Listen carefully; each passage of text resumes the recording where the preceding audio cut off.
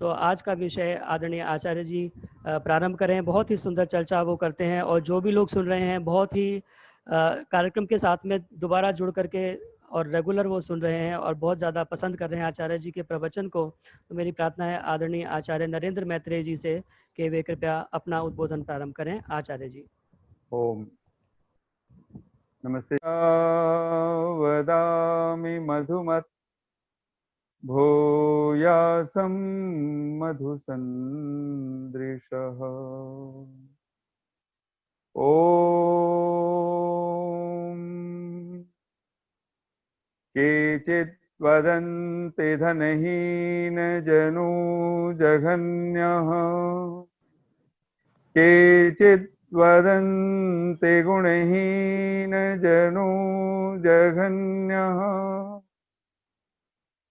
व्यासो वदत्यखिल शास्त्र गिरां प्रणीता, नारायण स्मरणहीनो जनो जघन्यः। ओम नमः शंभवाय च मयो भवाय च, नमः शंकराय च मयस्कराय च, नमः शिवाय च श्रीवतराय च। ओम शांति शांति शांति। आचार्य जी, ये जो पहला मंत्र बोला था उसका मीनिंग जरा बता देंगे? जो पहला मंत्र बोला आपने। आर्य समाज फरीदाबाद के इस पावन वैदिक सत्संग में समाजों के सभी अधिकारी वर्ग, महिला समाज, पुरुष समाज और देश विदेश में सुन रहे सभी धर्मप्रिय सज्जनों, मातृशक्ति, आप सबको बहुत बहुत साधुवाद, बहुत बहुत धन्यवाद। आइए हम सब जिस विषय पर इस समय चर्चा करने लगे हैं वो पिछली बार भी हम लोगों ने उस पर चर्चा की है और उसी क्रम को थोड़ा सा आगे बढ़ाते हुए श्राद्ध और तर्पण, ये पितृयज्ञ के ये दो भेद कहलाते हैं और इसी पर हम लोग विशेष रूप से चिंतन करते हुए आइए पुनः चर्चा प्रारंभ करते हैं। सबसे पहली बात, महर्षि देव दयानंद को जब हम पढ़ लेते हैं आज से 150 वर्ष पूर्व, तो सचमुच में हमें ये पितृयज्ञ क्या है, ये ब्रह्म यज्ञ क्या है, ये देव यज्ञ क्या है, ये बलि वैष्णदेव यज्ञ क्या है, ये अतिथि यज्ञ क्या है, ये पता ही चला है ठीक ठीक। तो हमें ऋषि दयानंद के कारण पता चल रहा है। इसलिए सर्वाधिक अगर हम कृतज्ञ हों किसी महापुरुष के प्रति तो वो इस युग में कोई और नहीं, वो महर्षि देव दयानंद है। क्योंकि ब्रह्म भी हम लोग बोलते हैं लेकिन आज ब्रह्म शब्द भी कहां जाकर के पड़ चुका है उसकी हम कल्पना नहीं कर सकते हैं। समाधि जो जीवंत कहलाती है, आज वो समाधि किसी मृत व्यक्ति के स्थान को आज समाधि के नाम से पुकारा जाता है, ये फला व्यक्ति की समाधि है। आप कल्पना कर सकते हो जो समाधि आंख खोल करके जीवित अवस्था में जिस समाधि की चर्चा है, आज वो समाधि मृत के साथ जोड़ दी गई है। ठीक ऐसे ही ये श्राद्ध और तर्पण को भी हम समझ लें, क्योंकि समाधि आपकी होगी ना। समाधि का अर्थ होता है समाधान, समाधि का अर्थ होता है जहां सब संशय, सब संदेह विदा हो गए। ये जो श्राद्ध है, श्रद्धा है, तर्पण है, आप किसकी करोगे? आप अपने सामने ही तो करेंगे ना किसी की। लेकिन जब हम मूढ़ हो जाते हैं, नासमझी में भर जाते हैं, और हमें बहुत हैरानी हुई है और होती है, हम लोग जब से आंख खोल करके और हमने देखा है, अनुभव किया है, तो लोग इन पितृपक्षों में सबसे ज्यादा अपने जो पितरों की जो आज माता पिता नहीं है, दादा दादी नहीं है, उनके प्रति वो श्रद्धा व्यक्त करते हैं, और उस श्रद्धा के लिए उनके मस्तिष्क में बैठा हुआ है, खास करके जो हमारी भारतीय संस्कृति में, और जिनको वेदों का ठीक ठीक समझ नहीं है, शास्त्रों का जिनका ठीक ठीक बोध नहीं है, जिनको अपने अस्तित्व का भी अगर ठीक से कहें हमारे शास्त्र कौन से, मूल शास्त्र क्या है, जिसको पता ही नहीं है, वे लोग अपने माता पिता को भी संतुष्ट करने के लिए किसकी प्रतीक्षा करते हैं इन दिनों? आप सबको पता है, कोई कौवे के इंतजार में बैठा हुआ है, कोई तथाकथित पंडों के इंतजार में बैठा हुआ है, खीर पूरी पकवान सब बना बना करके, कि कौवा आएगा तो पितर जो है हमारे तृप्त होंगे कौवे के माध्यम से। आप कल्पना करो, जो ब्राह्मण, एक ब्राह्मण कई कई परिवारों में खाने जा रहा है, वो खाएगा, अगर पूरा नहीं खाएगा तो आप सोचिए अगर थोड़ा सा चखा और पिताजी को ज्यादा भूख लगी हो तो क्या होगा? अगर ये बात मान ली जाए, माता पिता और बहुत सारे पितर हैं, आप सबको खिलाने लगे हो, आप एक, और आजकल तो ब्राह्मण मिलने भी मुश्किल हैं, और जो आपके श्रद्धेय हैं उनको आप बुलाते भी नहीं हो। आजकल आप उन्हीं को बुला पाते हो जो इसको, क्योंकि वो सोचते हैं कोई अच्छी चीज नहीं है। प्रायः अच्छे ब्राह्मण जो अपने आप को ब्राह्मण मान के बैठे हैं, वो कहीं खाने जाने को राजी नहीं है, और जो खाने के लिए राजी हैं वो एक परिवार में नहीं, वो 10 परिवारों में, 20 परिवारों में जा रहे हैं, और फिर वो मुख कैसे अपना वो पूर्ण करते हैं। आप सोचो, आपके माता पिता फिर तृप्त होते हैं कि अतृप्त होते हैं, अब कल्पना कर सकते हैं। ये नासमझी क्यों प्रकट हुई? इसकी जो जड़ है, वो मूल क्या है? मूल है, जब से आपने कभी ख्याल किया, लोग, एक मैं किसी चिंतक को सुनता था, मुझे बहुत अच्छा लगा, और फिर हम भी चिंतन करते हैं, हमारी संस्कृति में जीवित का जितना सम्मान करने के लिए महिमा कही गई है, ठीक है, कोई मृत हो गया, कोई नहीं रहा, उसके साथ हम जुड़ते हैं, उसके साथ हम उसके परिवार के साथ हम शोक संवेदना व्यक्त करते हैं, प्रार्थना करते हैं, सद्गति की प्रार्थना करते हैं, बहुत कुछ हम कामना करते हैं। लेकिन मूलतः लोग कहते हैं किसी को कंधा देना बहुत पुण्य का कार्य है। कब कंधा देना? यानी कोई चल बसा तो लोग कहते हैं जाके उसको अपने कंधे पर उसकी अर्थी को उठाने की कोशिश करते हैं संबंधी लोग, और खास करके कोई और भी व्यक्ति सोचता है भाई मैं ही पुण्य का भागी बन जाऊं। लेकिन ध्यान देना, अगर कंधे पर किसी अर्थी को उठाना पुण्य का काम है, किसी जीवित को सहारा देना उससे भी बढ़कर के पुण्य का काम है। ये जब तक हमारे मस्तिष्क में नई बात बैठेगी, हम मुर्दा लोगों को ही हम सम्मान देते रहेंगे, और वो मुर्दे को सम्मान मिल रहा है नहीं मिल रहा है इसका हमें पता है। माता पिता जीवित थे, हमने 2 फूल नहीं पकड़ाए उनको, मर गए तो हम मुट्ठे भर भर करके, अंजलियां भर भर करके फूल चढ़ा रहे हैं, न जाने क्या चढ़ा रहे हैं।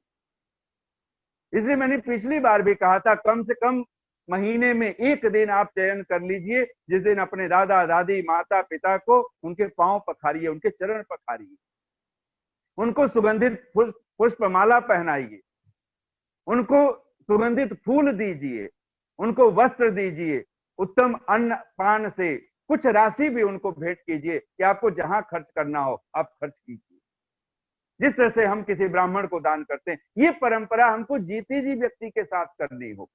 हम लोग बहुत एक व्यंग में एक मजाक करते हैं, और ये समझने जैसा है। किसी ने पूछ लिया बच्चे से कि बेटा शहर में और गांव में क्या अंतर है, तो बच्चे ने कहा कि बहुत सारे अंतर हैं, लेकिन मैं एक अंतर बताना चाहता हूं, हमारे गांव में गाय पाले जाते हैं और कुत्ते आवारा घूमते हैं, और शहर में गायें आवारा घूमती हैं और कुत्ते पाले जाते हैं। अब ये बहुत बड़ा व्यंग है, इतने से ही हम समझ लें। और आज भी आप हैरान होंगे, आज भी हमें किसी की प्रशंसा करनी हो, सिर्फ एक शब्द पर्याप्त है। वो क्या है शब्द? मेरी मां गऊ है, मेरे पिता गऊ हैं, मेरा बेटा गऊ है, मेरे रिश्तेदार, मेरे गुरु, मेरी माँ, मेरी बेटी, मेरी पत्नी। आप कल्पना कर सकते हो फिर कुछ और कहने के लिए बचता है?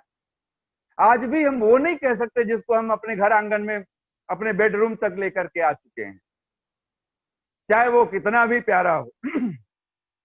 ये सोच हमें हमारे मस्तिष्क में बैठनी चाहिए। और मैं एक बात कहूं, पुराने लोग, और ये व्यंग नहीं है, ये सच हो चुका है, पुराने लोग यानी हम लोग, हमारी संस्कृति तो गौ की संस्कृति है, वेद का एक नाम गौ है। हम गौ पालते थे तो हमारे संस्कार, हमारे स्वभाव गौ जैसे थे। आज हम कुछ और पालने लगे हैं और हमारे स्वभाव वही हो गए। हम पहले चैतन्य की पूजा करते थे, हम चैतन्य थे, हम जागरूक थे, हम जीवित व्यक्ति को सहारा देने को हम पुण्य समझते थे, हम टांग खींचने को पुण्य नहीं समझते थे। हम किसी का हाथ पकड़ करके किसी का सहारा बनते थे, उसको सहयोग देते थे तन से, मन से, धन से, और इसका नाम यज्ञ है। ये पूजा करते थे, और पूजा नाम कोई आरती उतारने का नहीं है, पूजा नाम सत्कार का है। और ऋषि दयानंद लिखते हैं, जिसकी भी हम पूजा करें, सत्कार करें, उसको उत्तम उत्तम अन्न आदि पदार्थ, वस्त्र आदि पदार्थ, यान तक देने के लिए। पितृयज्ञों के प्रकरणों में अगर आप सत्यार्थ प्रकाश पढ़ें, पंच महायज्ञ विधि पढ़ना, आप हैरान हो जाएंगे। वहां ऋषि दयानंद ने यान विमान तक लिखा हुआ है। आप उनको घोड़े, आजकल जो यान है, उस समय घोड़े हाथी होते होंगे, उनको दिया जाता, बैलगाड़ी दे देते होंगे लोग उस समय भेंट करके। कहते हैं ना कि वो मिलने आते थे तो कलेजा साथ लाते थे। पुराने जमाने में जब रिश्ते आते थे, वो मिलने आते थे तो कलेजा साथ लाते थे। हम तो दस्तूर निभाने को रिश्तेदार कहते हैं। अपने पराये भी सब बैठ जाते थे बैलगाड़ी में, अपने पराये भी सब बैठ जाते थे बैलगाड़ी में। जिसमें पूरा परिवार भी ना बैठ पाए, उसे अब हम कार कहते हैं। अब कल्पना करो हम किस मानसिकता में, किस अवस्था में जी रहे हैं। जिनकी सेवा में हम खपा देते थे जीवन सारा, जिनकी सेवा में, इस संस्कृति है हमारी और ये रही है सदा, जिनकी सेवा में हम खपा देते थे जीवन सारा, अब उन माँ बाप को अब हम भार कहते हैं। ये एक बात समझ में आ जाए, जो मूल है, कहते हैं दरख्तों से ताल्लुक का हुनर सीख ले ऐ इंसान, कि जब जड़ों पे जख्म लगती है तो टहनियां सूख जाती है। अगर इंसान को अगर सीखना है तो वृक्ष, क्या उदाहरण दिया है, दरख्तों से ताल्लुक का हुनर सीख ले ऐ इंसान। ऐ इंसान, अगर तुझे संबंध सीखना है कि रिश्ते क्या होते हैं, संबंध क्या होते हैं, तो दरख्त से सीख, वृक्षों से सीख सकते हैं। और क्या है, जब जड़ों पे जख्म लगते हैं तो टहनियां सूख जाती हैं। किसी वृक्ष का मूल जब कट जाता है, छीने मूले वृक्षो नश्यते, फिर कुछ बचता नहीं। जिस परिवार में माँ बाप उदास हो, हताश हो, निराश हो, असत्कृत हो, अपमानित हो, आप ध्यान रखना, उसकी पूरा कुल खानदान, वो बाहर से सुखी दिख सकता है, वो सुखी हो नहीं सकता है। वो बाहर से स्वस्थ दिख सकता है, वो स्वस्थ हो नहीं सकता है। स्वस्थ होना हो और स्वस्थ दिखना, ये दोनों दो बातें हैं। आज हम सब स्वस्थ दिख रहे हैं, लेकिन स्वस्थ हैं ये व्यक्ति को पता है कि मैं स्वस्थ हूं कि मैं अस्वस्थ हूं। सुखी दिखना और सुखी होना, ये बिल्कुल दो बातें हैं। हम सुखी दिख रहे हैं लाव लश्कर के साथ, लेकिन सुखी होने के लिए तो कबीर ठाकुर रविन्द्रनाथ टैगोर, जब उनको नोबेल प्राइज मिल गया, गीतांजलि के गीत बहुत प्रसिद्ध हुए, उनसे पूछा गया कि आप इसका श्रेय किसको देंगे, इतना बड़ा आपको नोबेल प्राइज मिला है, आपने कोई करीब करीब 6000 गीत गा चुके हैं उस समय तक। रविन्द्रनाथ टैगोर लिखते हैं कि मैं 6 महीने तक करीब करीब बचता रहा कि मैं इसका क्या उत्तर दूं, मैं किसको श्रेय दूं, मैंने क्या किया है, कैसे मुझे ये मिला, कैसे मैंने इतने गीत गाए। मैंने सुना है, मैंने पढ़ा है कि कोई 11 वर्ष की आयु थी, और वो 11 वर्ष की आयु में रविन्द्रनाथ टैगोर लिखते हैं, दीख न पड़ती, उसका हिंदी अनुवाद किया, वो तो बंगला में लिखा है, दीख न पड़ती छवि तुम्हारी ए बिहारी, कौन तुम अपरिचित आए द्वार मेरे, दीख न पड़ती छवि तुम्हारी ए बिहारी। ये 11 वर्ष का बालक लिखता है। जब 6000 गीत गा चुके, नोबेल प्राइज मिला है, तो 6 महीने तक कहते हैं कि मैं मौन रहा, मैं चुप रहा, मैं कोई जवाब ना देता था। लोग पूछते थे आप इसका श्रेय किसको देना चाहेंगे, और 6 महीने बाद रविन्द्रनाथ टैगोर लिखते हैं मेरे मुख से जो जवाब निकला और मुझे लगा यही एकमात्र जवाब हो सकता है। वो कहते हैं सिंपल लिविंग हाई थिंकिंग। अगर मुझे श्रेय देना है किसी को, एक ही श्रेय है, सिंपल लिविंग हाई थिंकिंग। और आज इस शब्द को अगर आज हम देखें तो हमारे जीवन में उलट चुका है। आज हमारी लिविंग हाई प्रोफाइल हो चुकी है, और थिंकिंग वो सिंपल नहीं रही। वो तो सिंपल से सिंपल कहां जा चुकी है उसका कुछ पता ही नहीं। इसको ही हिंदी में कहते थे सादा जीवन उच्च विचार। जब भी आप जीवन में किसी को भी अगर आप चाहते हो कि आप सुखी हो, और ऋषि दयानंद लिखते हैं पितृयज्ञ का सबसे बड़ा जो फल है वो सुख है, वो कृतज्ञता है। इतना बड़ा पुण्य, आप सोच सकते हो सबसे बड़ा जो पाप है वो कृतज्ञता है।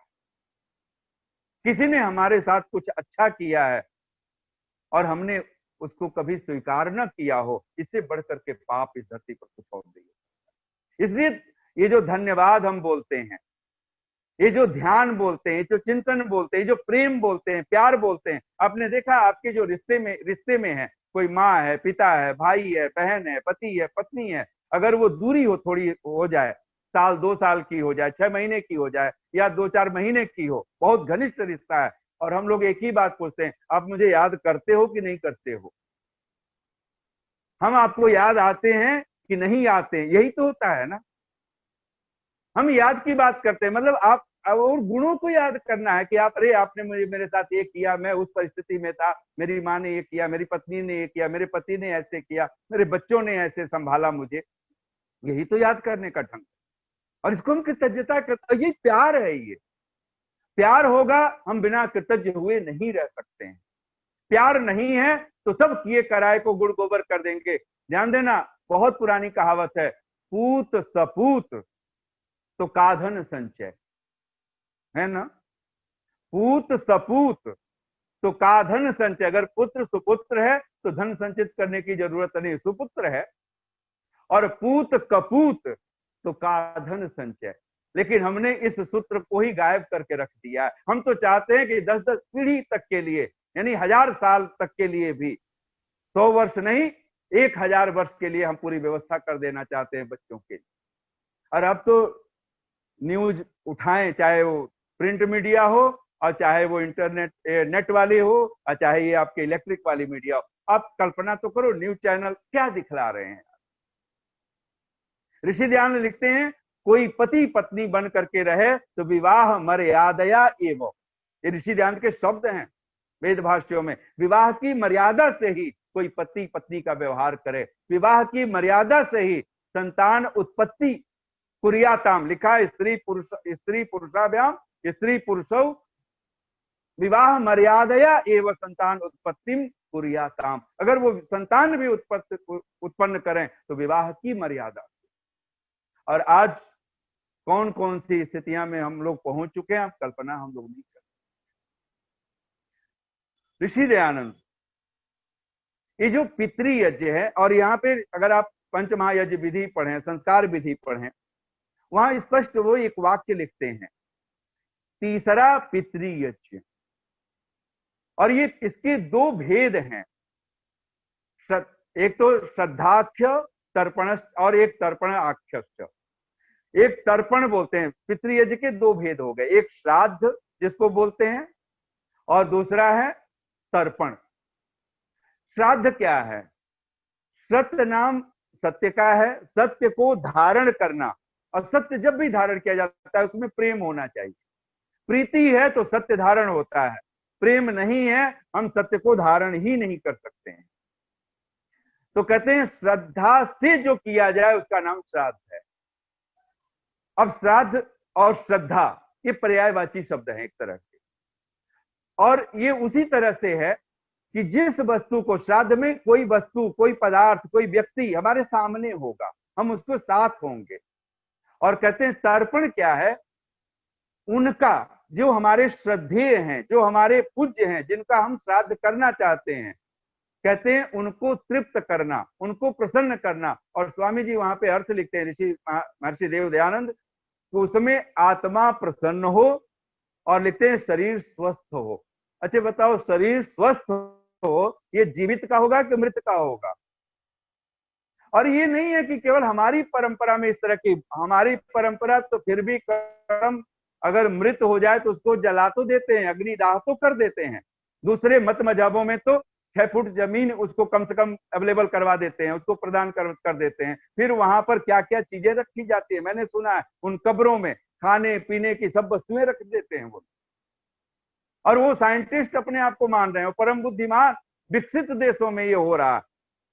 अब कल्पना करो, अगर किसी की मैंने सुना है कि किसी का पति चल बसा, और वहां तो सेकंड मैरिज थर्ड मैरिज होना है कोई बहुत बड़ी बात तो है नहीं वहां, तो वो परंपरा हमारे वहां तक आ चुकी है।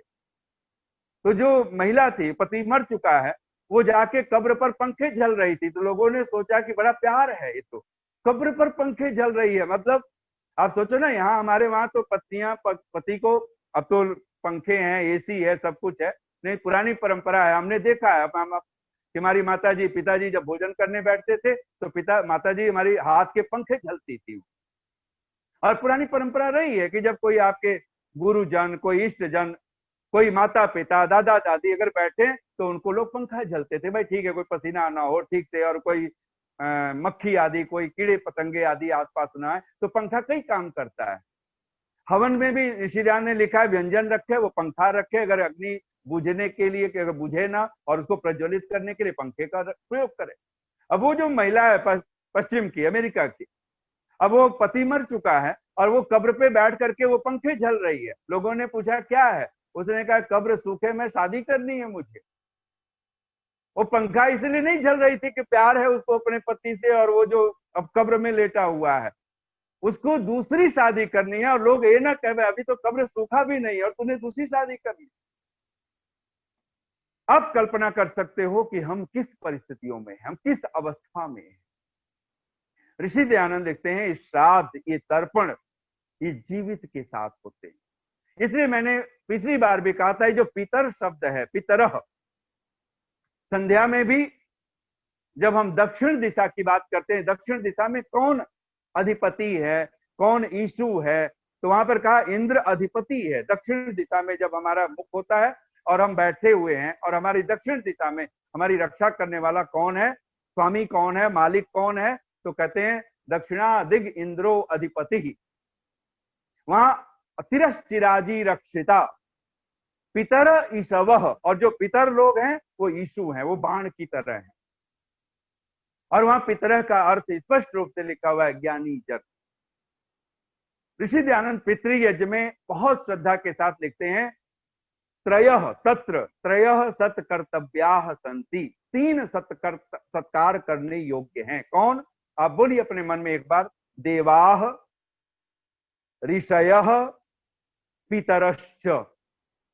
यहाँ ऋषि ने 3 शब्द लिखे और तीनों के साथ में पितृयज्ञ शब्द शुरू होता है। तो पितृयज्ञ पहला जो आपके लिए योग्य शब्द है वो है देवाः, और उसी का बिगड़ा हुआ रूप है आज हमारे समाजों में जो बैठा हुआ है कि हम ब्राह्मणों को बुलाते हैं। ये अब तो वो पूरी दशा में पहुंच चुका है। अन्यथा जो आपके श्रेष्ठ गुरु आचार्य हैं, और वो लोग पहुंचते थे जीवित अवस्था में, जो आपके माता पिता, दादा दादी, गुरु आचार्य हैं, सबसे पहले उनको आमंत्रित करके उनको उत्तम उत्तम भोजन से, अन्न से, पान से सत्कार करना, ये पितरह, पहला देवाः पितरह, ऐसे उसको अर्थ लिखता है ऋषि दयानंद ने, श्रेष्ठा ज्ञानिनः, जो श्रेष्ठ ज्ञानी लोग हैं उनको पितर कहा। और पहला पितर कौन है? देवाः। दूसरा पितर कहा ऋषयः, जो ऋषि लोग हैं। ऋषि किसको कहा गया है? कहते हैं जो वेद आदि शास्त्रों को पढ़ के पढ़ाने का कार्य करते हैं उनको ऋषि कर्म कहा गया है। हमारे वहां क्योंकि एक अक्षर भी, ये बहुत श्रद्धा के साथ हमारे वहां विद्यार्थी को गुरु आचार्य के माध्यम से सुनाया जाता है, एक अक्षर भी अगर किसी गुरु ने, किसी आचार्य ने, किसी विद्वान ने अगर हमें सिखा दिया, हम आजीवन उनके प्रति ऋणी रहें। इसलिए कहते हैं ना, देव ऋण, ऋषि ऋण, पितृ ऋण, इन तीनों ऋणों को चुकाने का अगर कोई उपाय है उसका नाम है पितृयज्ञ। इसी का नाम है श्राद्ध और तर्पण। पितृ तर्पणम, आप सत्यार्थ प्रकाश का चौथा समुल्लास आप खोल करके पढ़ना, वहां पर ऋषि दयानंद लिखते हैं, पहला सोम सदह पितरः तृप्यंताम, ऐसे शब्द आते जाएंगे, सोम सदह पितरः तृप्यंताम।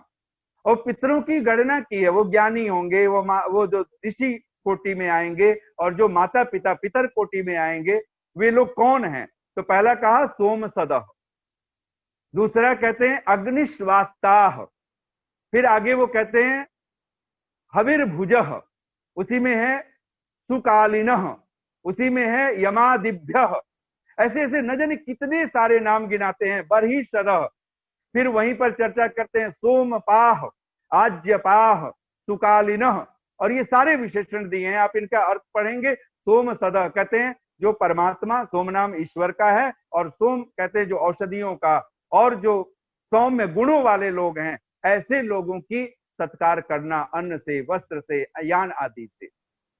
ऐसे ही अग्निश्वाता, अग्नि नाम वहां पे पंचमहायज्ञ विधि में ऋषि लिखते हैं अग्नि ईश्वर, अग्नि नाम ईश्वर का है, और फिर लिखते हैं अग्निश्वाता, और जो अग्नि विद्या को अर्थात यान विमान विद्युत विद्या आदि को जो जानने वाले जो पितर लोग हैं उनको कहा है। हविर्भुजा शब्द कहा है। हविर्भुजा कौन है? जो प्रतिदिन यज्ञ याग करने वाले हैं, अपने जल और अन्न आदि को शुद्ध करके, और इनके माध्यम से, और ऋषि दयानंद ने संस्कार विधि में तो यहाँ तक लिखा जिनका भोजन मध्य मांस आदि आहार से रहित है वे हविर्भुज पितर हैं हमारे। आज्यपाह, आज्य शब्द घृत आदि का भी नाम है, और आज्य नाम विज्ञान का है, विशेष ज्ञान का है। कहते ऐसे जो ज्ञान से, विज्ञान से, जो ईश्वर जीव प्रकृति इन सब का ज्ञान विज्ञान रखते हो, और दूध दुग्ध घृत आदि, यानी जिनका भोजन सात्विक है, शाकाहार से युक्त है, ऐसे जो आज्यपाह पितर हैं वो आज्यपाह हैं। ऐसे उसमें कहा सुकालिनः, जो जिनका जीवन शुभ कार्यों में ही व्यतीत होता है, जिनके जीवन में छल कपट है ही नहीं, जो जिनका जीवन ईश्वर की उपासना में, सत्य उपदेश में, सुंदर प्रवचन आदि के माध्यम से कहते हैं, उनको कहा गया है सुकालिनः। जिनका समय, जिनका काल सुंदर प्रकार से व्यतीत होता हो, ऐसे लोगों को सुकालिनः पितर कह करके पुकारा गया। यमादिभ्यः, यमराजा भी उनको बोलते हैं। कहते हैं कि जो निष्पक्ष होकर के जो न्याय करने वाले लोग हैं, जो विद्वान हैं, उनको पितर कह करके पुकारा गया। फिर आगे उसी में ऋषि लिखते हैं पितरे स्वधा नमः पितरम तर्पयामि, पिता को स्वधा अन्नादि से सत्कार करना और उनको नमन करना, उनको प्रणाम करना। मुझे स्मरण आता है, मैं लगभग कुछ वर्ष की बात पहले की बात है, सोनीपत में कार्यक्रम होता था मेरा, लगभग कोई सप्ताह भर का सत्संग था। वहां पर लिखा है कि माता पिता को किस तरह से आपको श्राद्ध करना है, किस तरह से तर्पण करना है। तो ऋषि दयानंद यजुर्वेद का 19वां अध्याय है, आच्या जानू ये मंत्र है। तो वहां पर मैंने बात रख दी, और मुझे उस समय तक तो मैंने वो वाक्य जो रखा ऋषि दयानंद के शब्द थे कि जब पितर लोग संतानों के पास या शिष्यों के पास आए, और संतान या शिष्य लोग जब पितरों के पास जाएं, अब यहाँ भी पितर शब्द यानी जीवित माता पिता के लिए है, गुरु आचार्य के लिए। तो वहां ऋषि लिखते हैं कि जब भी पितर लोग संतानों के पास आए या संतान लोग पितरों के पास जाएं तो क्या करें वो। तो ऋषि दयानंद लिखते हैं नमस्कार करने का, नमस्ते करने का इससे बढ़िया कोई रूप नहीं है। और वो रूप है, कहते हैं भूमि पर घुटने टिका करके, जैसे हम लोग गुरुद्वारों में देखते हैं, कहीं मंदिरों में देखते हैं, कहीं और देखते हैं। कहते हैं कि अगर माता पिता गुरु आचार्य अगर आपके पास आए तो नमस्ते करने का जो सबसे सुंदर रूप है वो ये है कि माता पिता दादा दादी को भूमि पर घुटने टिकाएं और माथा जमीन पे रख दें। फिर हाथों को जैसे दाहिना हाथ दाहिना पैर पर, बायां हाथ बायां पैर पर ये पहुंचे, ये प्रणाम करने का तरीका है। तो वहां एक व्यक्ति थे, वो कोई 2-3 दिन जब कार्यक्रम हो चुका तो वो मुझे अपने घर ले जा रहे थे, गाड़ी खुद ड्राइव करते हुए। बोले आचार्य जी, मैंने कोई 3 दिन जब आप हुआ मैंने माता पिता को प्रणाम करना शुरू किया है, मैंने कहा क्या मतलब, 3 दिन पहले आप प्रणाम नहीं करते थे, नमस्ते नहीं करते थे? बोले नहीं करता था, लेकिन आज जब आप, मैंने सुना है 2-3 दिन पहले से आपको, तो मुझे लगा कि प्रणाम तो मैंने नमस्ते करना तो अब शुरू किया है। तो वो आंखों में उनके आंसू थे, रो रहे थे। मैंने कहा ऐसा क्यों, आंसू क्यों आ रहे हैं? बोले आचार्य जी मैं बहुत हैरान हुआ, उनकी आयु कुछ 50 वर्ष से ऊपर की थी उस समय। बोले आचार्य जी कि मेरे पिताजी की आयु लगभग कोई 80 वर्ष की है, माता जी भी उसी के आसपास समकक्ष। तो मुझे लगा कि मैंने आज तक कभी माथा टेक करके मैंने कभी उनको प्रणाम नहीं किया, और आज 50 वर्ष की आयु से ऊपर की आयु मेरी हो गई है, और मैं कैसे माता पिता को माथा टेकूं, कैसे जमीन पर घुटने टिकाऊं, फिर माथा टिका दूं, फिर उनके चरणों को हाथ लगाऊं? तो मैंने कहा क्या हुआ, फिर नहीं किया? बोले नहीं, मैंने कहा जब मेरे ऋषि ने लिख दिया है कि पितरों को ऐसे ही प्रणाम करना है, ऐसे ही नमस्ते करना है, तो मैंने फिर मन को बड़ा मजबूत किया, और मैंने अपने पिताजी को जब सुबह सुबह उठा और जा करके मैंने संध्या आदि कर लिया, पिताजी के जब कक्ष में गया, माता जी भी थी, और मैंने जा करके उनके घुटने टिका दिए पहले मैंने बैठ करके, फिर माथा जब जमीन पे रखा, और जब हाथ मैंने उनको, इस चरणों को स्पर्श किया है, और वो व्यक्ति कहता है, उनका नाम दीपक है, मैं बता रहा हूँ, उस व्यक्ति ने कहा आचार्य जी मेरी आंखों में आंसू आ गए खुशी के, क्योंकि मैंने वो जो पिता के आंखों में चमक देखी मेरे माथा टेकने के बाद, मैंने माँ की आंखों में जो चमक देखी, मुझे लगा कि मैं आज जैसे धन्य हो गया, और उनकी आंखों में भी खुशी के आंसू फिर आ गए थे कि ये बेटे को क्या हुआ। फिर वो अपने पिताजी को, उनके पिताजी बोले ऐसा कौन आचार्य आ गया है कि जो आर्य समाज में ये कराना सिखा दिया? मैंने कहा आर्य समाज ने नहीं सिखा दिया है, ये ऋषि दयानंद ने ये सिखाया है, पर हम ही भूल बैठे हैं। बिल्कुल हम आपके सामने ये प्रणाम करने की परंपरा, ये वेदारंभ संस्कार अगर आप देखें वहां भी यही परंपरा है। हम लोग जब स्वामी सत्यपति जी को वहां पे दर्शनों का अध्ययन करते थे, आचार्य ज्ञानेश्वर जी, इस समय जो स्वामी विवेकानंद परिव्राजक के नाम से, उस समय विवेक भूषण नाम होता था, हम लोग वहां पे होते थे।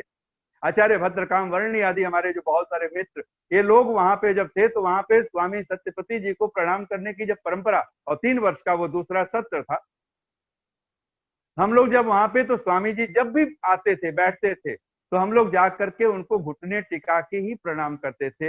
ये परंपरा वहां पर, ये रोजड़ में, जो गुजरात में साबरकांठा जिले में है, वहां प्रारंभ हुई।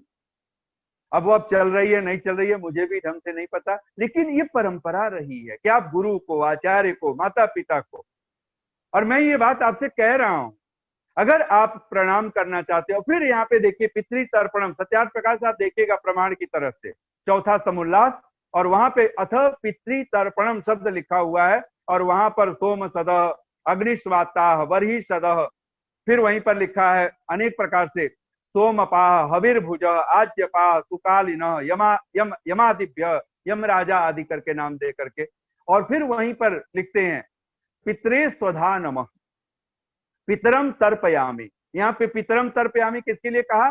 पिता के लिए कहा है। फिर वहीं पर लिखते हैं पितामहाय स्वधा नमः, पितामह को स्वधा और नमः अन्न आदि से सत्कार करते हुए और उनको प्रणाम करना, उनको पैर चरण प्रक्षालन करना। और फिर वहां पर आदि लिखते हैं मातृ स्वधा नमः, माँ को फिर ऐसे ही नमो, फिर कहते हैं मातरम तर्पयामि, माता को मैं तर्पण तृप्त करता हूं। और वहां पर लिखते हैं फिर पिता मही, यानी पितामही जो दादी है हमारी, उनको स्वधा नमः, और कहते हैं पिता महीम तर्पयामि। फिर अब आप अपने लिए सोच लीजिए यहाँ पर स्वामी जी। और ये मैं भी जब पढ़ा तो मैं हैरान रह गया कि पितरों में एक पितर जिसकी आज तक कभी किसी ने कल्पना नहीं की है, और वो पितर आपको पता है कौन है? तो ऋषि लिखते हैं वहां पर स्वपत्नी स्वधा नमः, स्वपत्नीम तर्पयामि, अपनी पत्नी के लिए स्वधा और नमः, और अपनी पत्नी को मैं तर्पयामि तृप्त करता हूं। पितरों में अपनी पत्नी को पितर माना गया। फिर वहीं पर लिखते हैं संबंधिभ्य, जो और संबंधी जन हैं, वो जब आपके घरों में पधारें, जिनको हम आज अपने मेहमान कहते हैं, वो बुआ है, मामा है, मौसा है, जो भी आपके रिश्ते में आते हैं, जो और भी सगे संबंधी हैं जो श्रेष्ठ हैं, उनको तर्पयामि, जब उनको तृप्त करते हैं। फिर लिखा सगोत्रेभ्य, एक गोत्र के लोग आए अथवा बिना गोत्र वाले भी हों, अगर श्रेष्ठ हैं, ज्ञानी है, विद्वान है, ऋषि ध्यान लिखते हैं महायोगी आदि, उनकी सेवा करना तन से, मन से, धन से, सब प्रकार से। और कहते हैं सगोत्रांश तर्पयामी, अपने सगोत्रों का तर्पण करना। और वहां पर तब जाकर के फिर लिखते हैं इति पितृ तर्पणम, यह पितृ तर्पण है। ये मस्तिष्क में हमें समझ में तो आए। और मैं राजस्थान में एक परिवार के बारे में मैंने सुना कि एक व्यक्ति अपने दोस्त मित्र को साथ लिया और वो अहमदाबाद गया। उसका कुछ कपड़े का व्यापार था, बिजनेस था। तो वहां पर वो गया है और वहां जाकर के वो अपने मित्र के वहां ठहरा, अहमदाबाद में, गुजरात में। तो वहां पे जब 2-3 दिन तक वो साथ में रहे, तो जो जिस मित्र के वहां ठहरे, ऐसी चर्चा चला दिया कि अब मेरा बेटा योग्य हो चुका है, तो मैं चाहता हूं कि कोई अच्छी सी, कोई सुंदर सी लड़की दिख जाए और ऐसा कुछ हो जाए तो मैं अपने बेटे की शादी कर दूं। अपने मित्र से चर्चा कर रहा। तो जिस मित्र के घर में था, तो उस मित्र ने कहा कि भाई आज तक हम मित्र हैं, क्यों ना हम संबंधी भी बन जाएं। तो बोले मतलब क्या है? बोले भाई अगर तुम्हारा बेटा है तो मेरे पास बेटी है, बहुत आप एक बार मेरी बेटी को तुम देख लो। और तो बेटी तो देखी ही जाती थी। तो अंत में जो राजस्थान से जो अहमदाबाद गया हुआ मित्र है, उसने कहा कि देखो ये तो ठीक है, आपकी बेटी को तो मैं लगभग आता रहता हूँ बिजनेस के उद्देश्य से, पर्पज से, तो मैं बेटी को तो मैं देखता हूँ, लेकिन मेरे मुंह हिम्मत नहीं हो रही थी कि मैं तुमसे चर्चा करूं कि तुम अपनी बेटी की मेरी बेटे से शादी कर दो। लेकिन मैं चाहता हूं कि अब मुझे तुम्हारी बेटी बिल्कुल पसंद है, और एक काम करो, एक बार चलो और एक बार मेरे बेटे को तुम देख करके। उसने कहा अरे जब तुमने मेरी बेटी पसंद कर ली ना, बेटे को क्या देखना। उसने कहा नहीं नहीं चलो, बेटे को देख के आना है। तो वो साथ ही रिजर्वेशन करा लिया है। राजस्थान के एक जो जहाँ ट्रेन रुकती थी प्लेटफॉर्म पर, और जो जिस शहर के वो थे, तो वहां पर उस पिता को लेने के लिए बेटा आया हुआ है।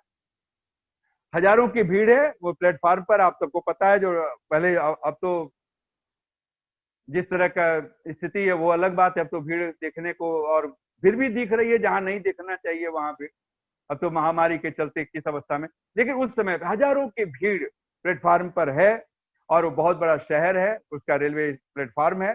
बेटा आया, जैसे उसने देखा पिता उतरा है ट्रेन के अपने कोच से, अपार्टमेंट से, और जैसे उतरा, पिता ने बेटे ने उसी भीड़ में अपने पिता को, राजस्थान में बोलते हैं धोख देना, धोख कहते हैं वही, चरण इस पर माथा टेकना। उसने भरी भीड़ में अपने पिता को घुटने टिकाए, वहां प्लेटफॉर्म पर ही, रेलवे प्लेटफॉर्म पर, और प्लेटफॉर्म पे घुटने टिका करके और पिता को प्रणाम किया है, वही माथा टिका करके, हाथों को चरण स्पर्श करके। फिर पिता ने आशीर्वाद दिया और कहा बेटे ये मेरे मित्र हैं, ये भी पिता तुल्य हैं, इनको भी प्रणाम करो। फिर बेटे ने अपने उस पिता के मित्र को भी वैसा ही प्रणाम किया। कहते हैं इतना भर हुआ। अब वो जो मित्र आया हुआ था, अब तो बेटा वो जाने लगा, तो जो मित्र थे, जो अहमदाबाद से आ रहे थे, जो बेटा को देखना था, और बोले कि मित्र मुझे विदा करो, मैं अब इसी जो यहीं पर ट्रेन से दूसरा रिजर्वेशन करा लेता हूँ और मुझे अहमदाबाद जाना है, मुझे अब तुम्हारे घर जाने की जरूरत नहीं है। तो बड़ा हैरान हो गया। उसने बोला भाई यहाँ तक आ गए हो, अब घर है दूर कितना, हम तो इसी शहर में रहते हैं ना। बोला कि क्या देखने आया था? मैं बेटे को ही देखने ना, मैंने देख लिया। बोले और भी? अरे उसे कुछ बात तो करो, अभी तुमने कुछ किया नहीं। बोले जो बेटा हजारों की भीड़ में अपने माता को, अपने पिता को इस तरह से अगर माथा टेक सकता है, फिर उसमें कुछ और देखने की जरूरत। ये संस्कार है, ये पूजा है। ये हाय बाय की संस्कृति लेकर के चलना, दूर से घुटने पर हाथ लगा दिया। अब तो यहाँ तक परंपरा, घुटने पर भी कौन हाथ लगाए। अब तो पश्चिम वाली जो संस्कृति, नमस्ते के सीधे माथा चूमना। हम लोग तो पैरों को प्रणाम करते हैं। लोग कहते हैं यहाँ पे तो वर्ण व्यवस्था है, ये व्यवस्था है, वो व्यवस्था है। लेकिन सच तो ये है कि हम किस पूजा को करने वाले लोग हैं। हम एक बार अगर हमारे मस्तिष्क में ये बात बैठ जाए, समझ में आ जाए, तो हमें समझ में आएगा ये पूजा, ये सत्कार, ये क्या है। मैं पुनः कहूंगा,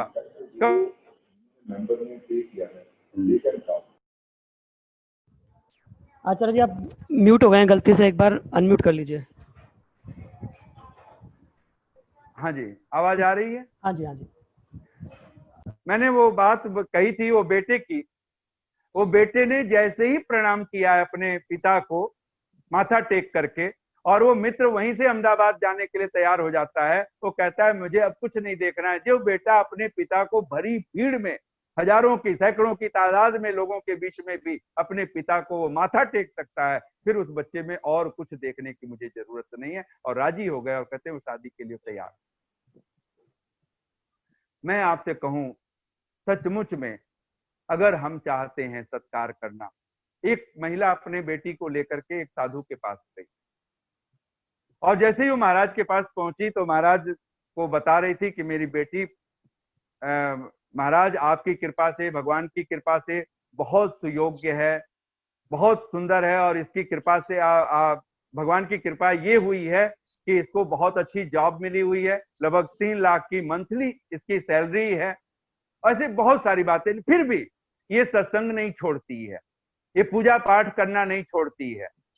ऐसी प्रशंसा वो माँ अपने उस साधु से, अपने गुरु आचार्य से कह रही थी। तो साधु ने एकदम मुस्कुरा के कहा कि तो फिर देवी ये तो आपकी कृपा हुई ना, ये आपने अपनी बेटी को ऐसे संस्कार दिए हैं कि बेटी इतना ऐश्वर्य वाली होते हुए भी, इतना धन आदि कमाते हुए भी, और पूरी श्रद्धा के साथ जब वो पूजा पाठ प्रार्थना ये सब नहीं छोड़ती है, अपने माता पिता का संस्कार उसके जिस तरह से बना रही है, आपको श्रेय जाता है इसका। कहते हैं वो माँ वहीं पर महाराज के चरणों में बैठ गई और आंखों में आंसू आ गए। रोती हुई कहती है कि महाराज ऐसे मत कहिए। बेटी भी साथ है। बोले कि महाराज अगर श्रेय ही देना है, कुछ मेरी बेटी के सिर पे हाथ रख दीजिए और इसको आशीर्वाद दीजिए कि जो संस्कार इसके पास हैं ये बने रहें मेरे पास भी, और जब इसके विवाह आदि हो जाएं तो अपनी ससुराल में भी जाकर के ऐसी बनी रहे। तो साधु ने कहा कि मैं समझा नहीं, आखिर कहना क्या चाहते हो। तो माँ की आंखों में आंसू थे। तो माँ कहती है महाराज कौन माँ बाप हैं जो अपने बच्चों को संस्कार नहीं देते हैं। सब माँ बाप अपने बच्चों को अपने ढंग से वो जरूर सिखाना चाहते हैं कि बेटा ये खाना, ये पीना, ये पहनना। भले वो शराबी हो लेकिन वो नहीं चाहते हैं कि मेरा बेटा शराब पिए। भले माता पिता कुछ और गलत खान पान से जुड़े हो, लेकिन कोई माँ बाप नहीं चाहते कि मेरे बच्चे भी यही कार्य करें। तो बोले संस्कार तो हर माँ बाप देते हैं महाराज, लेकिन मैंने संस्कार दिया, मेरी महिमा नहीं है। अगर धन्यवाद, अगर पीठ ही थपथपाना है मेरी बेटी का थपथपाइए, क्योंकि इसने संस्कार लिया है। ध्यान से सुनिएगा इस शब्द को। वो कहती है कि संस्कार मैंने दिया ये ठीक है, लेकिन मेरी बेटी ने संस्कार लिया है, ये बहुत बड़ी बात है। कहने का मतलब है जिस दिन बच्चे संस्कार लेना शुरू कर देंगे, ध्यान देना, उस दिन ये पितृ यज्ञ ये जीवन का एक बहुत बड़ा अंग बनेगा। घड़ी पे नजर मेरी पहुंच गई है तो मैं समेटता हुआ और शीघ्रता से, और एक बात हम लोग मस्तिष्क में ध्यान अपने रख लें, गुरुणाम माता गरीयसी। कहते हैं कि जितने भी गुरुजन होते हैं उसमें सबसे ज्यादा, आचार्य चाणक्य कहते हैं, उसमें सबसे अगर बड़ा स्थान अगर किसी का है तो माँ का है। हम संस्कार लेने वाले बने, माँ को, पिता को, गुरु को, आचार्य को। ते पुत्रा ये पितुर्भक्ता। आचार्य चाणक्य कहते हैं वे ही पुत्र हैं जो पिता के भक्त हैं, माता के भक्त हैं। और भक्त का एक ही अर्थ है उनकी आज्ञा का पालन करने वाला। ये सब श्राद्ध और तर्पण का अंग होगा। उनको खिला करके खिलाना, पिला करके खाना, ये जो परंपरा हमारे जीवन में आएगी वो अद्भुत रूप से होगा। कहते हैं ना, यूं रात में भटकने की वजह न पूछ। किसी ने पूछ लिया, रात में कोई आदमी भ्रमण कर रहा था, परेशान, कुछ दुखी था, उदास था। कहा यूं रात में भटकने की वजह न पूछ, कुछ के अपने आशियां नहीं होते और कुछ के आशियां में अपने नहीं होते। रात में एक आदमी भटक रहा है, कवि ने बहुत बड़ी बात कह दी है। कुछ के अपने आशियां नहीं होते, इसलिए भटक रहे हैं रात में। वो कहाँ कहीं पड़े हुए हैं। मजदूरों को कई बार हम लोग देखते हैं तो कुछ तो ऐसे लोग हैं जिनके अपने घर ही नहीं होते हैं, लेकिन एक कहता है वे लोग भी भटक रहे होते हैं कि कुछ के आशियां में अपने नहीं होते। कहते हैं ना, अपने वे नहीं होते जो रोने पे आते हैं, अपने वे नहीं होते जो रोने पे आते हैं। हम रो रहे हो और कोई आए और आंसू पोंछने लग जाए, मैं हूं आदि आदि कहने लग जाए, तो कहा नहीं, अपने वे नहीं होते जो रोने पे आते हैं, अपने वे होते हैं जो रोने ही नहीं देते। सपने वे पूरे नहीं होते जो सोने पे आते हैं। हम सो करके बड़े बड़े सपने देखें और उसको वहीं पूरा करें नींद में। सपने वे पूरे नहीं होते जो सोने पे आते हैं, सपने वे पूरे होते हैं जो सोने ही नहीं देते। जिस दिन जाग गए, आंख खुल गई, उस दिन आपके जीवन का चमत्कार। और सचमुच में हमारी परिस्थितियां, मेरी तरक्की की क्या दास्तान, क्या पूछते हो तरक्की की मेरी दास्तान, हर दिन एक सांचे में ढलना पड़ा मुझे। आज जो व्यक्ति अपनी तरक्की की बहुत बड़ी दास्तान की बात करे तो कोई भी सफलतम से सफलतम व्यक्ति भी यही कहेगा, हर रोज मैं एक एक अलग अलग सांचे में ढल रहा हूं। ये जीवन नहीं हो सकता, ये तरीका नहीं हो सकता। सच बात तो ये है कि हम अगर चाहते हैं कि हमारे जीवन में सुख आए, ये पितृयज्ञ, ये स्वर्ग लाने का, अपने घर को स्वर्ग बनाने का, सुख में नरक से दूर हट जाने का, नीच प्रसंग कुलहीन सेवा चिन्हानि देहे नरक स्थितानाम, जो अपने जीवन में ही नीच प्रसंग, नीच जनों का, अधम जनों का। किसी ने प्रारंभ में ही पूछा था तो मैं आपसे कह दूं, उस मंत्र का अर्थ भी करता हुआ और वाणी को विराम दूं। मैं मंत्र बोलता हूं, मधु मन में निक्रमणम, मधु मन में परायणम। ये अथर्ववेद का मंत्र है। और मधु शब्द के संस्कृत भाषा में अभी तो हम लोग सहज समझते हैं, मधु माने मधुर समझते हैं, मीठा समझते हैं। ऋषि दयानंद ने यजुर्वेद भाष्य आदि अगर आप पढ़ें तो वहां पे मधु 3 बार एक जगह आता है, मधु मधु मधु। तो उनके अर्थ करते हैं वो ज्ञान, कर्म, उपासना। तो मधु शब्द के 3 अर्थ हैं, ज्ञान यानी ज्ञान, कर्म, उपासना। मधु मन में निक्रमणम, मधु मन में परायणम, कि मेरा इस, एक तो जीवित अवस्था में अगर लेंगे तो अर्थ होगा कि मेरा घर से परिवार में कहीं भी मेरा जाना, और परायणम मेरा आना, मेरा जाना मेरा आना मधुर हो। और मधु के ये तीनों अर्थ आपको लगा लेने चाहिए, ज्ञान युक्त हो, कर्म युक्त हो, सत्कर्म से युक्त हो, और वो उपासना से युक्त हो। तो मेरा जाना भी और मेरा आना भी। वाचा वदामि मधुमत, और मैं, मेरी वाणी मधुर हो। मधु कैसी हो? वही ज्ञान युक्त हो, सत्कर्म से युक्त हो और उपासना से युक्त हो। हमारी हर वाणी में ईश्वर के प्रति एक धन्यवाद का भाव हो। अब देखते हैं ना, बहुत लोग होते हैं वो कहेंगे जी ये अच्छा हो गया, कोई अच्छी बात कहते हैं हाँ बिल्कुल जी भगवान की कृपा से है। ये शब्द होने चाहिए। और मैं तो बोला करता हूँ कुछ पंक्तियों में कि भगवान मुझे वो दिल दे कि जिसमें प्यार तेरा हो, जुबां वो दे कि जिसमें हर समय इजहार तेरा हो, मुझे देना सदा संगत तो देना अपने प्यारों की, कि जिनको हर समय विश्वास व एतबार तेरा हो। तो ये हाल हर समय के, मेरी जुबां भी खुले, हर समय भगवान के ही गुणानुवाद हो, उसकी महिमा के गीत गाएं। वाचा वदामि मधुमत, मेरी वाणी कभी भी छल कपट की वाणी ना हो, झूठ की वाणी ना हो, असत्य की वाणी ना हो। ये अवस्था अगर आपके पास है, और फिर इसी में कहा भूयासम मधु संदृश, ये अंतिम पंक्तियां इस वेद मंत्र का है कि मैं मधु की भांति हो जाऊं, मैं मधु बन जाऊं, यानी ज्ञान से युक्त हो जाऊं, सत्कर्म से युक्त हो जाऊं, उपासना मैं बन जाऊं। मुझे कोई देखे तो उसको, मुझे देख करके किसी की श्रद्धा जगनी चाहिए। मुझे देख करके कोई नफरत की अवस्था में आता हो, मुझे देख करके कोई बच निकलने की अवस्था में आता हो, ये जीवन का ढंग नहीं होता। जिसपे तेरा कर्म नहीं होता, जिसपे तेरा कर्म नहीं होता, वह कभी मोहतरिम नहीं होता। पा लिया राज ए जिंदगी जिसने, उसको मरने का गम नहीं होता। खुश जो तेरी रजा में रहता है, उसको गम में भी गम नहीं होता। खुश जो तेरी रजा में रहता है, उसको गम में भी गम नहीं होता। तो हम परमात्मा से हम लोग प्रार्थना करें कि निसंदेह परमात्मा की असीम अनुकंपा के साथ हम ये जो पितृपक्ष चल रहा है, ये जीवित माता पिता के लिए, और हम जीवित लोगों के साथ कंधा से कंधा मिला के, कंधे पर उठाने की कोशिश मत करें, कंधा से कंधा मिला के उनके साथ चलने की कोशिश करें। और कोई हमसे आगे बढ़ रहा है, हम खुश हो जाएं कि मेरा मित्र वहां तक पहुंचा है, मैं भी उसके साथ, और अच्छा हो। इसलिए तो श्रद्धा चाहिए, स्पर्धा नहीं चाहिए। आज के युग को लोग कहते हैं ना कंपटीशन का युग है, नहीं, ये तो श्रद्धा का युग है, तो फेथ का युग है, और ये ट्रस्ट का युग है, ये बिलीफ का युग होना चाहिए, और ये अध्यात्म, इसी को पितृ यज्ञ कहें। परमात्मा हर पल हमसे चाहता है, कौन करेगा सत्कार। निसंदेह ये जो हम मंत्र बोलते हैं, जिसको आप लोगों ने मेरे से पूछ भी लिया, हम मधु बन जाएं, ज्ञान से, कर्म से, उपासना से युक्त हो जाएं, ऐसी भगवान के साथ कृपा के साथ प्रार्थना करते हुए अंत में मैं 4 पंक्तियां बोल रहा हूं, वाणी को विराम। और आप सबको बहुत बहुत साधुवाद। आप सभी लोगों को, धर्मप्रिय सज्जनों, मातृशक्ति, आप सबको बहुत बहुत नमन करते हुए 4 पंक्तियां जो मैं अक्सर बोला करता हूं, उसी को पुनः दोहरा रहा हूं।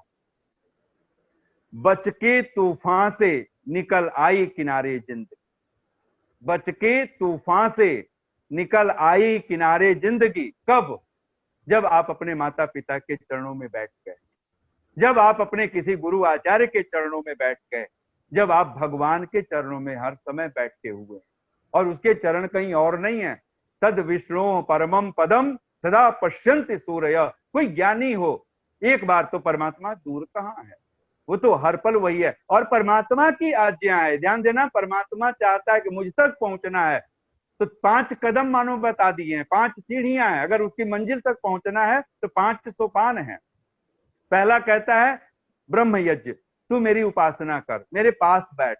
दूसरा देव यज्ञ, तू ये अग्निहोत्र कर, ये होम कर, ये हवन कर, जलवायु की शुद्धि के साथ ये जो हवन करते हैं देव यज्ञ, ये तुझे नहीं छोड़ना है, ये पितरों को, विद्वानों को आमंत्रित करके तुम्हें ये यज्ञ करना है। और तीसरा चरण परमात्मा का ये है, परमात्मा की तरफ बढ़ने का, ये पितृ यज्ञ।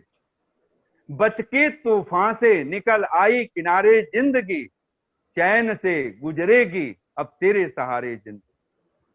तू जो मिला तो अब कहां तारीकी ये गम की घुटन।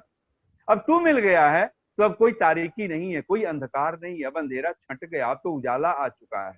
तू जो मिला तो अब कहां तारीकी ये गम की घुटन, हर तरफ है देखती तेरे नजारे जिंदगी। इससे पहले मैं, यानी जब तेरे चरणों में नहीं बैठता था, नहीं बैठती थी, जब तुझसे दूरी बना करके हम बैठे हुए हैं। और ये परिस्थितियां हम सब देख सकते हैं कि जो माँ बाप के, हम लोग तो कहा करते हैं कि जिस घर में माँ बाप हंसते हैं उस घर में भगवान बसते ही बसते हैं, उनकी कृपा बसती ही बसती है, उनकी कृपा के लिए फिर कहीं भटकना नहीं पड़ता। मैंने सुना है कि आप लोगों ने सुना होगा, एक महाराज कृपा बांटते थे बहुत बहुत चीजों से, लेकिन एक उपाय, अगर एक ही समाधान चाहिए, कृपा पानी है, और आपका कोई भी कार्य रुका हुआ है, उसका एक मूल बना लीजिए, भगवान से दूरी मत बनाइए, देव यज्ञ से, अग्निहोत्र से दूरी मत बनाइए, और तीसरा माता पिता गुरु आचार्यों की चरण में एक बार बैठ करके देखिए, और कृपा न मिले ऐसा हो ही नहीं सकता।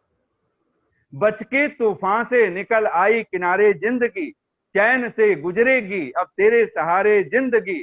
तू जो मिला तो अब कहां तारीकी ये गम की घुटन, हर तरफ है देखती तेरे नजारे जिंदगी। इससे पहले मैं दबा रहता था मैं के बोझ से, मैं यानी अहंकार, इससे पहले मैं दबा रहता था मैं के बोझ से। क्या सुकून है जब से तू ही तू पुकारे जिंदगी, क्या सुकून है जब से तू ही तू पुकारे जिंदगी। इतनी शांति और प्रेम से आप सबने सुना, बहुत बहुत साधुवाद, बहुत बहुत धन्यवाद। ओम शम।